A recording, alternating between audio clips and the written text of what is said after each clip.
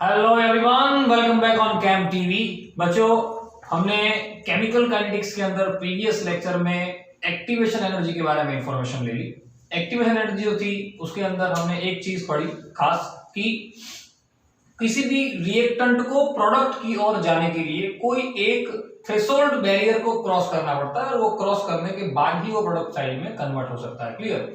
अब उसके अंदर हमने जो फैक्टर्स अफेक्टिंग पढ़ा था, factor affecting on rate of reaction, उसके अंदर हमने चौथे नंबर का जो फैक्टर पढ़ा था कैटालिस्ट, वहां पे हमने उसका जिक्र किया था। पांचवें नंबर का जो फैक्टर था हमारा वो था कि आर्हेनियस इक्वेशन जो है वो किस तरीके से रेट रिएक्शन के रेट के ऊपर इफेक्ट करता है, तो उसको लेके आज हमें बात करनी है। तो वहां मैंने आपको वो चीज बताई थी कि जैसे जैसे टेम्परेचर बढ़ेगा वैसे वैसे हम रेट ऑफ रिएक्शन को बढ़ता हुआ देखते हैं, ऑब्जर्व करते हैं। क्लियर? तो वो जो टेम्परेचर बढ़ता है उसके डिपेंड्स पे एक्सपेरिमेंटल क्या वैल्यू हुई, क्या एक्सपेरिमेंटल ऐसा तो क्या चेंज आया, उसके बारे में आज हमें बात करनी है। दूसरा हमें डिस्कस करनी है कि अलग अलग टाइप के जितने भी इक्वेशन है, क्या अलग अलग टाइप के जितने भी इक्वेशन है उस इक्वेशन के अंदर हमें क्या करना है कि जैसे हमने जो भी ग्राफिकल मेथड डिराइव किया, जो भी ग्राफ दिया गया, वैसे ही हम आर्हेनियस के लिए अलग अलग ग्राफ डिराइव करेंगे। ठीक है? सो टाइटल लगाइए,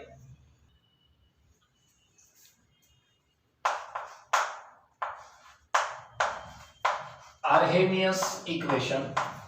बच्चों, आर्हेनियस इक्वेशन के बारे में इनिशियली थोड़ा बहुत मैंने आपको बता दिया। अब वो इक्वेशन के अंदर जो भी चीजें थी उसमें लास्ट लेक्चर के अंदर जो भी इक्वेशन मैंने लिखा था उसमें गलती से एक ही जगह पे के लिख दिया था, कांस्टेंट की वैल्यू जो थी वो। क्लियर? उसको थोड़ा सुधार दीजिएगा। वहां पे K is equal to A into E raise to minus E A by R T. Clear? ये एक्चुअल इक्वेशन है। यहां पे गलती से मैंने एक ही जगह पे के कर दिया था, उसको जरा आप करेक्ट कर दीजिएगा। सो के की वैल्यू जो है समझना थोड़ा, वो के की वैल्यू वो तो क्या डिनोट करती है, के जो है वो तो मेरा रेट कांस्टेंट है। क्लियर ना? के क्या है मेरा, के जो है वो मेरा रेट कांस्टेंट है। देन आफ्टर ए जो है वो मेरा आर्हेनियस कांस्टेंट है। क्लियर? अब दूसरा, आर्हेनियस कांस्टेंट को फ्रीक्वेंसी कांस्टेंट भी कहते हैं, तो ये चीज ध्यान रखिएगा अगर एमसीक्यू में आती है तो। लेकिन जनरली उनको हम आर्हेनियस कांस्टेंट से ही बुलाएंगे। एक एक्सपोनेंशियल टर्म है। ई ए को तो हम एक्टिवेशन एनर्जी कहते हैं। क्या कहते हैं? ई ए को एक्टिवेशन एनर्जी। आर जो है वो आर मेरा क्या है, गैस कांस्टेंट है। क्लियर ना? गैस कांस्टेंट जिसको आप लिखते हैं 8.134। क्लियर? वही, सॉरी 143। देन टेम्परेचर T, मतलब कि ये नॉर्मल सा डिनोटेशन है जो मैंने आपको प्रीवियस लेक्चर के अंदर बता दिया था। अब आज इस इक्वेशन को लेके हमें थोड़े बहुत दूसरे इक्वेशन भी डिराइव करने हैं जो बहुत काम में आते हैं एग्जाम के अंदर, उसमें से बहुत सारे एमसीक्यू पूछे जाते हैं। और एक एक्सपेरिमेंटल चीज, एक एक्सपेरिमेंटल स्टेटमेंट कह सकते हो आप, वो चीज मुझे आपको सिखानी है क्योंकि उसको लेके भी एमसीक्यू आते हैं। ठीक है? और थोड़े बहुत ग्राफिकल चीजें हम सीखेंगे, थोड़े बहुत ग्राफ सीखेंगे। सो सबसे पहले हमारे पास जो इक्वेशन है उसको हम कोई अलग अलग फॉर्म में कन्वर्ट करके देखते हैं, जैसे कि k is equal to A into E raise to minus of E A by R T. Clear? एक इक्वेशन मैंने ये लिखा है सबसे पहले तो इसी इक्वेशन के ऊपर से दूसरा इक्वेशन डिराइव कर, उससे पहले मैं इस इक्वेशन का ग्राफ आपको बता देता हूं बच्चों, क्योंकि ये जो इक्वेशन है वो एक्सपोनेंशियल डिक्लाइन ग्राफ दिखा रहा है। क्लियर ना? क्योंकि ई है उसके पावर में नेगेटिव साइन है, मतलब कि आप देखिए आपको लेना क्या है, आपको के वर्सेस ये टी डिवाइड में, मतलब के वर्सेस 1/d का ग्राफ लेना पड़ेगा। वो तो फाइनल है क्योंकि ये डिवाइड में है। सो अगर मैं ग्राफ लेता हूं के वर्सेस 1/t का, क्या के वर्सेस 1/t का। क्लियर? तो यहाँ पे जैसे मैं शुरुआत यहां से करता हूं तो t की वैल्यू सपोज 1/t, माफ कीजिए उसकी वैल्यू, क्योंकि ये t का ग्राफ नहीं है, ये 1/t का ग्राफ। बच्चों वो भी ध्यान रखना, मैं t की वैल्यू 0 नहीं ले रहा हूं वरना तो इनफाइनाइट हो जाएगा, डिवाइड में 0 पॉसिबल नहीं होता है। मैं 1/t अगर 0 लेता हूं तो समझो इस इक्वेशन में मैंने 1/t 0 रख दिया तो पूरा हट गया, किसी का भी 0 पावर 1, मतलब कि k है वो a के साथ डिनोट, सॉरी k की वैल्यू जो होगी वो a से शुरू होगी। तो कोई एक पॉइंट ऐसा होगा जिसको हम ए नाम देते हैं। अब ये ए क्या है, मेरा आर्हेनियस कांस्टेंट। क्लियर ना? ये आर्हेनियस कांस्टेंट है। रेडी? तो यहां से वो ग्राफ शुरू होगा और एक्सपोनेंशियली डिक्लाइन होगा लेकिन एक्सपोनेंशियली धीरे धीरे कम होगा, कर्व ग्राफ मिलेगा। क्लियर? और ये चीज तो आप जानते हो, फिजिक्स में भी आ गई है, मैथ्स में भी इवन सीखे होंगे कि e के पावर में नेगेटिव साइन जो होती है वो एक्सपोनेंशियल डिक्लाइन ग्राफ दिखाता है। सो ये चीज खास ध्यान रखिएगा बच्चों। दूसरा, इसी इक्वेशन को अब हम कोई और दूसरे वाले फॉर्म में अगर कन्वर्ट करते हैं, जैसे कि भाई मेरे पास k इक्वेशन का फॉर्म है k is equal to a e raise to minus ea by rt, बराबर। दोनों साइड चलो लॉग ले लेते हैं, दोनों साइड क्या करते हैं लॉग। अब लॉग लेने में भी फर्क है, दोनों साइड हमें नेचुरल लॉग लेना है 10 बेस वाला, तो मैंने आपको पहले से यही चीज सिखाई है कि हम नेचुरल लॉग लेंगे और नेचुरल लॉग को फिर हम 10 बेस वाले लॉग में कन्वर्ट करेंगे 2.303 से मल्टीपल करके। क्लियर? तो हम दोनों साइड क्या ले लेते हैं, टेक लॉग ले लेते हैं, take natural log means ln। आप नेचुरल लॉग मतलब क्या, मैंने आपको पहले भी बच्चों बताया था, ln की वैल्यू, ln मतलब क्या, मैं जैसे लिखूं ln x मतलब क्या, log x ही है ln x, पर वो कौन सा है, e बेस वाला लॉग है। क्लियर? और ये नेचुरल लॉग है और ये 10 बेस वाला लॉग है। अगर नीचे 10 लिखा हुआ होता है तो ये क्या कहा जाता है, log with base 10, log with base 10, और ये क्या कहा जाता है, log with base e means natural log. और नेचुरल लॉग को आप ln से भी दिखाते हो। Okay, so take natural log both side में, अगर दोनों साइड क्या कर लेता हूं, दोनों साइड में अगर नेचुरल लॉग ले लेता हूं तो समझो क्या बनेगा, लॉग, माफ कीजिए ln लिखता हूं तो आपको पता चल जाएगा, ln k is equal to ln a into e raise to minus ea by rt। Okay, दोनों साइड मैंने क्या ले लिया, दोनों साइड मैंने लॉग ले लिया। अब राइट हैंड साइड पे देखिए, लॉग की वैल्यू जो है राइट हैंड साइड पे, वहां पे हम लॉग का रूल अप्लाई कर सकते हैं, आप लोग बहुत सारी बार सीखे हो। मैं लॉग को अगर अलग अलग देता हूं तो क्या बनेगा, वो ln a plus ln e raise to minus ea by rt। Clear ना? अब ln का मतलब तो मैंने क्या बताया, log e। तो एक चीज यहाँ पे देखिए, log e, ये चीज मैंने आपको सिखा दी है बहुत सारी बार। log ln की जगह मैंने क्या लिखा, log e, और इसके साथ ये उसका जो वेरिएबल टर्म है कौन सा है, e raise to minus ea by rt। तो एक चीज मैंने आपको सिखाई थी, log e क्या हो जाता है 1, log e with base e क्या हो जाता है 1, मतलब रह क्या जाएगा सिर्फ माइनस ea बाय rt। मतलब मैं क्या लिख पाऊंगा यहाँ पे, मैं वही लिखूंगा ln a प्लस यहाँ पे ये पूरा टर्म हट जाएगा, ये पूरा टर्म यहाँ पे हट जाएगा। क्यों? देखो यहाँ पे मैंने बता दिया किस तरीके से हटेगा, वो प्लस का प्लस की साइन है, वो ऊपर तो माइनस है तो पहले से ही लिख दूं, plus minus minus ea by rt। यहाँ पे आ गया मेरा ln k। तो एक चीज यहाँ पे मैंने डिराइव की, k वर्सेस 1/t का ग्राफ में यहाँ पे भी ड्रॉ कर पाऊंगा, मतलब कि k और t के बीच का रिलेशन। ओके, अब यहाँ पे देखिए, यहाँ पे आपको एक चीज का खास ध्यान रखना है बच्चों की, अलग अलग फॉर्म ले सकते हैं, अलग अलग फॉर्म दिया जाता है। ये जो है ना, ये चीज में अलग अलग फॉर्म दिया जाता है, मतलब क्या कि आपको दो अलग अलग टेम्परेचर देंगे, T1 T2 जैसे अलग अलग टेम्परेचर दिया, उस वक्त हमारा जो रेट कांस्टेंट है K1 K2 उसकी वैल्यू अलग अलग देंगे। तो K1 K2 और T1 T2 की वैल्यू अलग अलग देते हैं।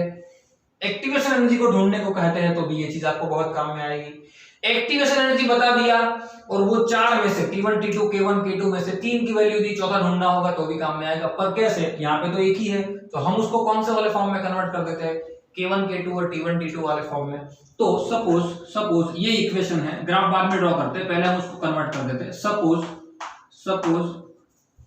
For temperature T1 and rate constant K1 क्या है, सपोज टेम्परेचर क्या है T1 है और रेट कांस्टेंट की वैल्यू क्या है K1, तो उसको मैं यहाँ पे अगर पुट करता हूं तो क्या मिलेगा मुझे मिलेगा भाई ln K1 is equal to ln A minus EA by R T1। Clear ना, सिंपल, ये मुझे मिल जाएगा पहला इक्वेशन। ओके, देखिए बच्चों हम कन्वर्ट कर रहे हैं, समझना। सेम थिंग मैं अब करता हूं, अगर सपोज यहां पे लिख देता हूं, सपोज डायरेक्ट टेम्परेचर जो है वो T2 है और रेट कांस्टेंट वो क्या है K2, तो मैं उस इक्वेशन को कैसे लिखूंगा, ln K2 is equal to ln a, ये तो कांस्टेंट है RMS का, EA by R T2 we can write, simple simple ना। तो ये दो इक्वेशन मुझे मिल गए, एक इक्वेशन जो है T1, एक इक्वेशन T2, एक इक्वेशन K1, एक इक्वेशन K2। अब उसको वो वाले फॉर्म में कन्वर्ट करते हैं, दूसरे में से पहला निकाल देते हैं। क्या करते हैं, दूसरे में से पहला अगर मैं निकाल देता हूं तो क्या मिलेगा मुझे समझो। दूसरे में से अगर मैं पहला निकालता हूं तो ln, डायरेक्ट कर रहा हूं कुछ step, ln K2 minus ln K1, क्या ln K2 minus ln K1 सामने की साइड, ln A तो कट हो जाएगा, माइनस माइनस हो जाएगा सीधा ना, ये माइनस ये कट हो जाएगा। यहां पे देखिए क्या हो जाएगा, माइनस EA बाय RT2 और माइनस, और ये दूसरा माइनस मतलब माइनस माइनस प्लस हो जाएगा, minus minus plus EA by RT1। Simple simple ना। क्या किया है फिर से एक बार देख लो, सिर्फ एक स्टेप डायरेक्ट किया है, ln K2 इक्वेशन 2 में से इक्वेशन 1 को निकाल दिया, मतलब 2 minus 1, ln K2 minus ln K1, ln A minus ln A, minus EA by RT2 minus EA by RT1, मतलब माइनस माइनस प्लस हो जाएगा। अब इसको थोड़ा सीधा लिख देते हैं, इसको सीधा लिख देते हैं और इसको हम लॉग में से, लॉग का फॉर्मूला उसके अंदर सॉरी इंप्लीमेंट कर देते। तो ln क्या हो जाएगा, K2 बाय K1, आप लोग जानते हो ये चीज बढ़ाई हुई है मैंने, क्लियर ना। एक और चीज भी लॉग का सिखाया था ना हमने कि log ln x1 लाइक, और ln x minus ln y, then what we can write ln x by y, clear ना। ये चीज भी हम लोग सीखे हैं लॉग के रूल के तहत। So ln K2 by K1 is equal to, इसको थोड़ा सीधा लिख देते हैं, EA by RT1 minus EA by RT2, simple ना। Okay, so ln K2 by K1, समझना बच्चों क्या, ln K2 by K1 is equal to, EA को मैं कॉमन ले लेता हूं, नीचे एक R भी कॉमन ले लेता हूं, तो अंदर क्या रह जाएगा, 1 upon T1 minus 1 upon T2, simple.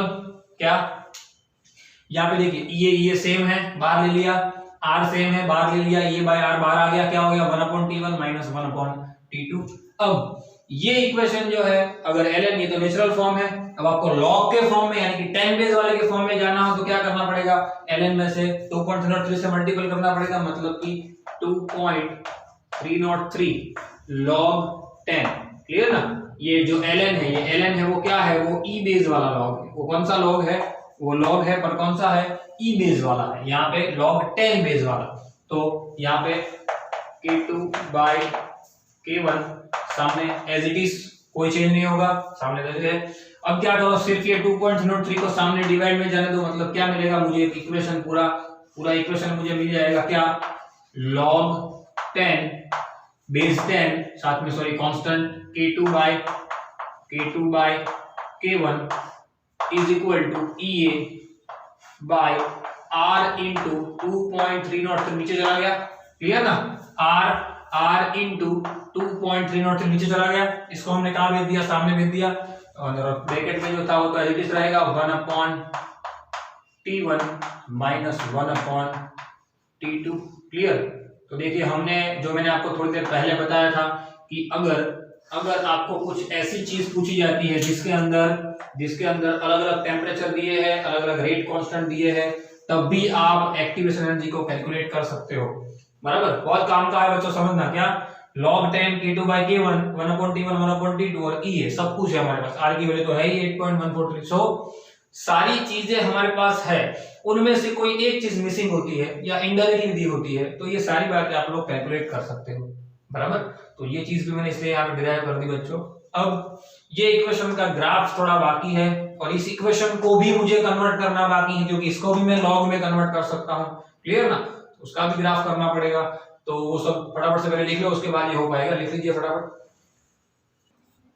चलिए बच्चों, वो इक्वेशन जो था उसको दूसरे एक फॉर्म में लिखते हैं। हमारे पास इक्वेशन हमने जो डिराइव किया वो क्या था, ln k is equal to ln a minus EA by RT, clear ना।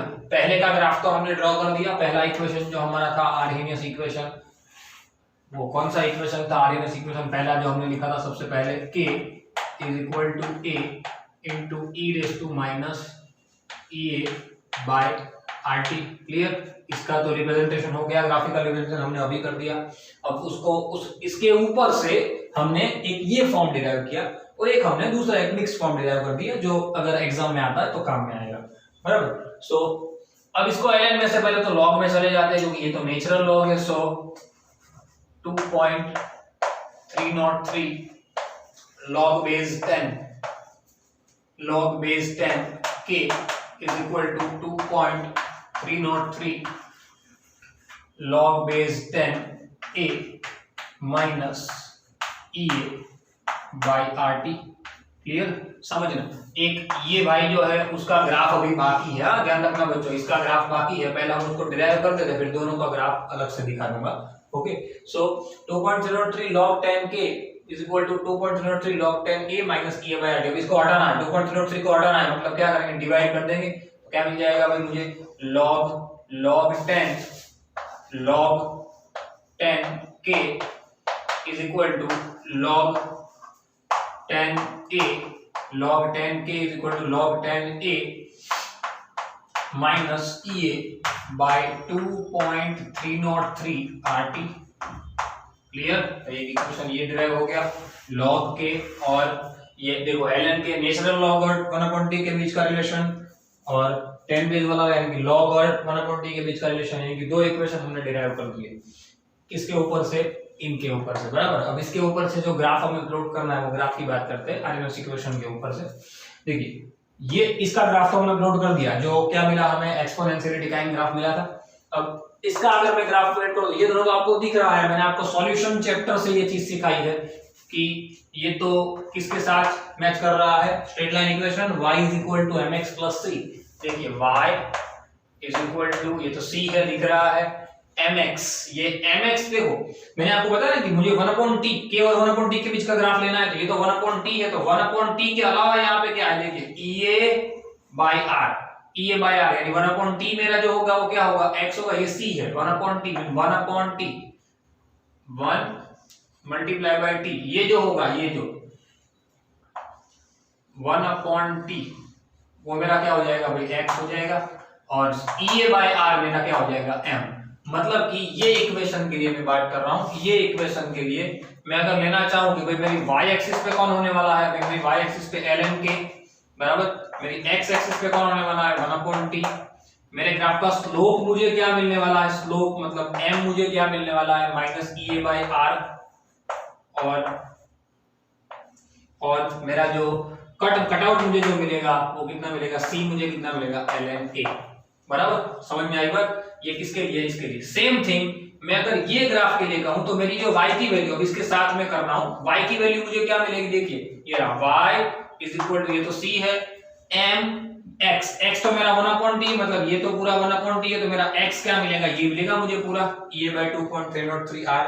तो ये स्लोप की वैल्यू भी बच्चों बहुत पूछी जाती है, स्लोप की वैल्यू भी बहुत पूछी जाती है। जैसे यहाँ पे माइनस EA by r आया, वैसे यहाँ पे क्या आएगा, माइनस EA by 2.303 r। यहाँ पे ln k है, तो यहाँ पे कौन मिलेगा मुझे मिलेगा log k। कौन मिलेगा, log k, बराबर, दोनों एक साथ दिखा रहा हूं, क्या मिलेगा, log with base 10 k। Same मेरा जो x होगा वो तो 1/t ही होगा।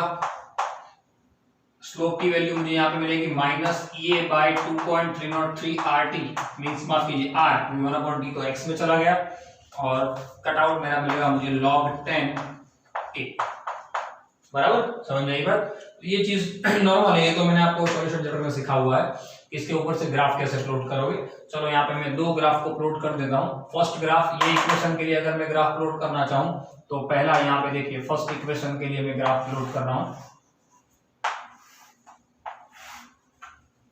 x एक्सिस पे मेरा कौन रहने वाला है, x एक्सिस पे 1/t, y एक्सिस पे ln k। सो ln k वर्सेस 1/t का मैं ग्राफ लेता हूं, तो देखिए माइनस है मतलब डिक्लाइन ग्राफ आएगा, लेकिन स्ट्रेट लाइन इक्वेशन है तो स्ट्रेट लाइन आएगा, वो तो तय है। शुरुआत कहां से होगी, देखिए ये मेरा इक्वेशन है, शुरुआत कहां से होगी, a से, क्योंकि ln k वर्सेस 1/t है, तो कोई ना कोई ln k की वैल्यू रहेगी, मतलब कि यहां से ग्राफ चालू होगा ln a से, और वो कंटीन्यूअस डिक्रीज जाएगा, कंटीन्यूअस यहाँ पे आएगा, और उस वक्त में स्लोप की वैल्यू कितनी मिलेगी मुझे, स्लोप की value, slope m means slope की वैल्यू कितनी मिलेगी मुझे, माइनस EA बाई RT। बस बच्चों इतना याद रखना है क्योंकि ये चीज भी पूछी जाती है। जैसे हमने फर्स्ट ऑर्डर सेकंड ऑर्डर में स्लोप की वैल्यू याद रखी थी, वैसे एक्टिवेशन एनर्जी के अंदर भी ये सारी चीजें आती है, तो ध्यान रखना। ओके चलो, इसके लिए अगर मैं ग्राफ ड्रॉ करूं, इसके लिए अगर मैं ग्राफ ड्रॉ करूं तो कुछ मिलेगा सेम यही चीज, सेम यही, कोई चेंज नहीं, थोड़ा सा चेंज आएगा। जहां पे हमने नेचुरल से कहां पे चले गए हम नॉर्मल लॉग में, मतलब कि यहाँ पे बात बनेगी log 10 वर्सेस 1/d का ग्राफ। शुरुआत होगा log a से विथ बेस 10, ये भी माइनस की साइन मतलब डिक्लाइन ग्राफ है। और यहाँ पे हमें जो स्लोप की वैल्यू सॉरी जो मिलेगी वो कितनी मिलेगी, स्लोप की वैल्यू वो मिलेगी minus EA by 2.303 R। Okay constant है इसलिए। और कटआउट तो ये रहा मेरा, इतना मिल ही रहा है मुझे, कटआउट ये रहा log a, देखो है ना ये कटआउट तो इतना, यहाँ पे भी कितना कटआउट है log माफ कीजिए log a। ओके ये रहा। सो ध्यान रखना बच्चों कि ये दोनों जो ग्राफ है वो दोनों ग्राफ के लिए हमें स्लोप की वैल्यू अलग अलग मिलती है क्योंकि दोनों इक्वेशन भी यहाँ पे अलग अलग दी है। ओके अब एक सबसे इंपॉर्टेंट बात कि आर्हेनियस इक्वेशन के ऊपर से हमें क्या पता चला। हमने पहले लेक्चर प्रीवियस लेक्चर के अंदर मैंने आपको एक चीज बताई थी कि जो भी चीज फैक्टर जो भी सॉरी अफेक्ट करता है रेट ऑफ रिएक्शन के ऊपर, उसमें पांचवा फैक्टर हमने ऐसा कहा था कि टेम्परेचर जितना बढ़ाओगे उतना रिएक्शन का रेट बढ़ेगा, बराबर। अब उसके ऊपर से एक्सपेरिमेंटली कुछ एक स्टेटमेंट प्रूव हुआ, एक्सपेरिमेंट बहुत सारे किए गए और एक चीज पता चली, और ये चीज बहुत ज्यादा पूछी जाती है एग्जाम के अंदर, उसके ऊपर से न्यूमेरिकल भी पूछे जाते हैं कि टेम्परेचर का बढ़ावा, समझना आपकी एनसीईआरटी के अंदर कुछ ऐसा दिया है, टेम्परेचर का बढ़ावा मतलब कि एक टेम्परेचर T1 है सपोज, एक टेम्परेचर T2 है सपोज। क्लियर, मैं आपको एग्जांपल के साथ समझाता हूं कि एक टेम्परेचर मेरा 50 है, 50 डिग्री सेल्सियस, तो मैं उसके अंदर अगर 60 डिग्री सेल्सियस जितना बढ़ावा करता हूं, मतलब कि +10 जितना बढ़ावा करता हूं, T1 जो है उसके अंदर में कितना T1 के अंदर कितना बढ़ावा करता हूं 10 डिग्री जितना अगर मैं बढ़ावा करता हूं तो मेरा जो रेट कांस्टेंट होता है, जैसे कि इसके लिए रेट कांस्टेंट K1 होगा T1 के लिए, यहाँ पे रेट कांस्टेंट K2 होगा, तो मेरा रेट कांस्टेंट जो होता है वो डबल हो जाता है। क्या हो जाता है? डबल। समझना क्या कि अगर मैं ये चीज एक्सपेरिमेंटली प्रूव हुई है, हमें याद ही रख लेना है, ये स्टेटमेंट है, एक्सपेरिमेंटली हमें पता चला कि टेम्परेचर के अंदर 10 डिग्री जितना अगर हम इंक्रीमेंट करते हैं तो उनके रेट कांस्टेंट में डबल इंक्रीमेंट आता है, मतलब कि सीधा रेट कांस्टेंट डबल हो जाता है। पहले इक्वेशन के लिए समझो, 50 डिग्री के लिए नॉर्मल सा समझाता हूं, 50 डिग्री के लिए मेरे पास रेट कांस्टेंट की वैल्यू सपोज 0.5 थी, 0.5 वैल्यू थी सपोज। T1 टेम्परेचर के लिए मेरे पास रेट कांस्टेंट की वैल्यू सपोज 0.5 थी, उसके अंदर मैंने 10 डिग्री जितना बढ़ावा कर दिया, मतलब अब मैं ले गया मेरे इक्वेशन, माफ कीजिए मेरे टेम्परेचर को 60 डिग्री पे, तो मेरा रेट कांस्टेंट मुझे वो जो मैंने यहाँ पे रिलेशन लिखा था ना वो T1 T2 K1 K2 वाला, वो करने की जरूरत नहीं पड़ेगी, डायरेक्ट पता चल जाएगा। ये ही केस में आपने 20 डिग्री बढ़ा दिया तो फिर वो इक्वेशन लिखना पड़ेगा। सिर्फ 10 डिग्री के लिए एक्सपेरिमेंट से पता चला कि 10 डिग्री जितना इंक्रीमेंट अगर होता है तो रेट कांस्टेंट सीधा डबल हो जाता है, मतलब कि यहाँ पे जैसे कि रेट कांस्टेंट 0.5 था तो यहाँ पे सीधा कितना हो जाएगा 1। समझ में आएगा? यहाँ पे 10 तो यहाँ 20। ओके सो ये स्टेटमेंट बच्चों याद रखना खास कि सपोज आप लोग टेम्परेचर में 10 डिग्री जितना इंक्रीमेंट करते हो, suppose we increase temperature with 10 degree centigrade, at that time the rate constant माफ कीजिए almost double, rate constant almost क्या हो जाता है? डबल हो जाता है। ओके तो ये स्टेटमेंट याद रखना, इसके ऊपर से एमसीक्यू बहुत आते हैं और ये चीज पूछी भी बहुत बार गई है। ओके तो ध्यान रखना। सो बच्चों थ्योरेटिकल कॉन्सेप्ट जितना भी था इस चैप्टर का पूरा हमने यहाँ पे खत्म कर दिया। थोड़े बहुत अगर टॉपिक बाकी रहे होंगे तो एनसीईआरटी के अंदर थोड़ा मैं देख लूंगा क्या है वो, ठीक है। अगर कुछ भी रहा होगा तो नेक्स्ट लेक्चर में देख लेंगे, बट नेक्स्ट लेक्चर से हम न्यूमेरिकल की ओर जा रहे हैं। तो एक आपको मैंने प्रीवियस लेक्चर के अंदर भी आपको पहले बता ही दिया था, जैसे मैं 2 लेक्चर पहले बता देता हूं कि आप लोग अब तक जितने भी लेक्चर पढ़े हो, मे बी 12 से 13 जितने भी लेक्चर पढ़े हो, पूरे चैप्टर को एक बार अच्छी तरीके से रिवाइज कर दो, सारे लेक्चर को एक बार 1 सिटिंग में देख लो स्पीड में, तो आपको पता चल जाएगा कि मेरा चैप्टर जो है मुझे पहले से एंड तक प्रॉपर सीक्वेंस इंटीग्रेट हो चुका है। मतलब मेरे टॉपिक ये है, इस टॉपिक के बाद ये टॉपिक आ रहा है, ये सारी बातें आपको अपने दिमाग में बैठ जाएगी। ओके और ये सारी बातें अगर दिमाग में होगी तो ही आप लोग न्यूमेरिकल सॉल्व कर पाओगे बच्चों, ठीक है। तो ध्यान रखना, अगले लेक्चर के अंदर हमें न्यूमेरिकल करने हैं, तो आपको वो सारे बेस, सारे फंडा, सारे कॉन्सेप्ट के बारे में पता होना चाहिए जो मैंने आपको पढ़ाया हुआ है। ओके, सारे ऑर्डर के लिए इंटीग्रेटेड रेट लो आपको याद रखने हैं, मैंने आपको बताया था रेट लो याद रखने हैं, graphical value, slope, activation energy, सारे कॉन्सेप्ट को अच्छी तरीके से याद कीजिएगा। ठीक है, मिलते हैं अगले लेक्चर में। Till then, thanks a lot.